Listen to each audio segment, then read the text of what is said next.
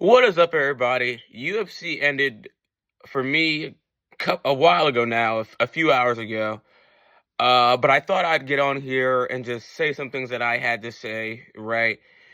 It was a really crazy co-main and main event. I'll speak a little on the co-main. Hamzat came out and he took Robert Whittaker down right away, exactly like I expected. I thought he was going to take him down right away. I thought Robert Whittaker was going to be able to defend the takedown better, and I'll say, yeah, he was. He was fighting hands well.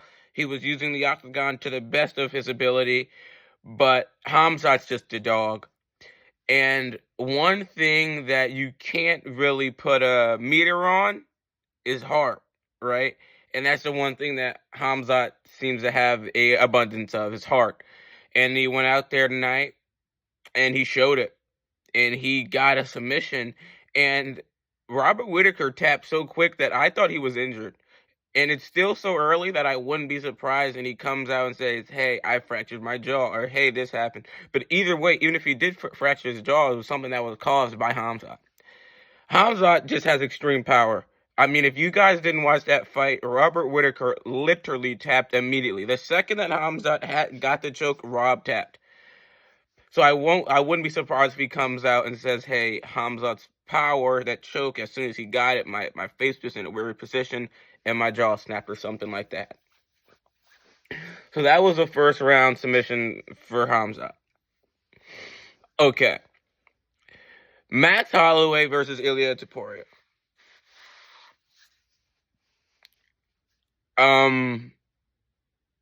Let's talk about how it started off, right? Let's start from the beginning. Max started off exactly how I knew he would have to start off. I knew Max would have to start off going to the body, especially with leg kicks and body kicks. More heavy on the body kicks. I knew Max was going to have to use body kicks to control the void and to keep Ilia back.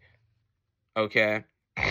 Another thing I knew Max was going to have to do was be able to get in and out of the void really well.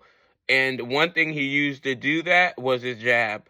Max was using his jab phenomenally tonight. And he was using his jab to get in and out and to set up his combinations. And I believe that I'll go as far as to say Max won the first round. Right? I believe Max won the first round. He was using his jab.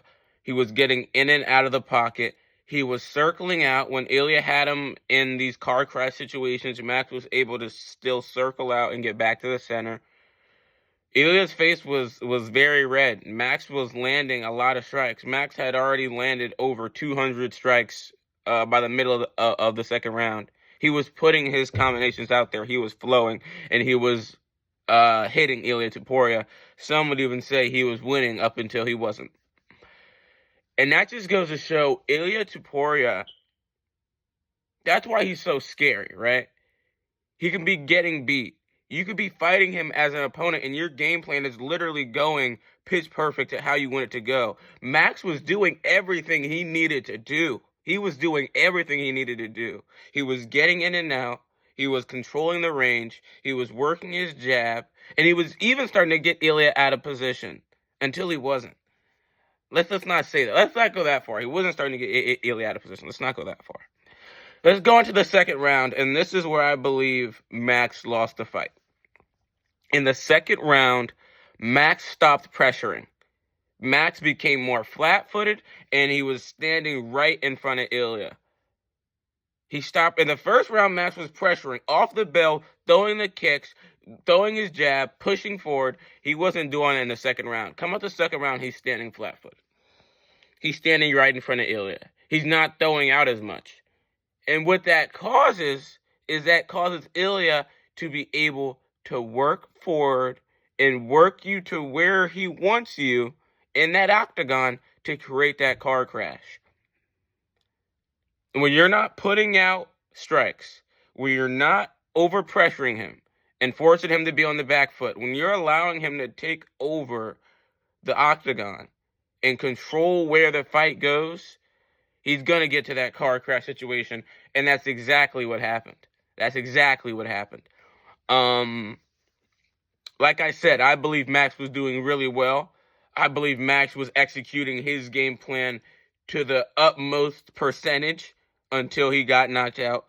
Vicious knockout, by the way, up against the Octagon, where all of Ilia's work happens. Ilia's a phenomenal fighter, and that's the one thing with the featherweight division. I was thinking about this.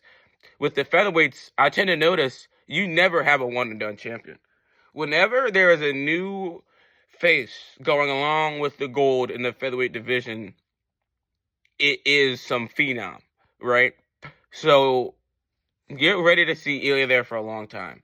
And Hamzat, he's going to be a champion. Hamzat's going to be a champion. Those are my opinions on UFC 308. I thought I had to say something. Sorry for the picks, guys. I'll try to get them better next time. Peace.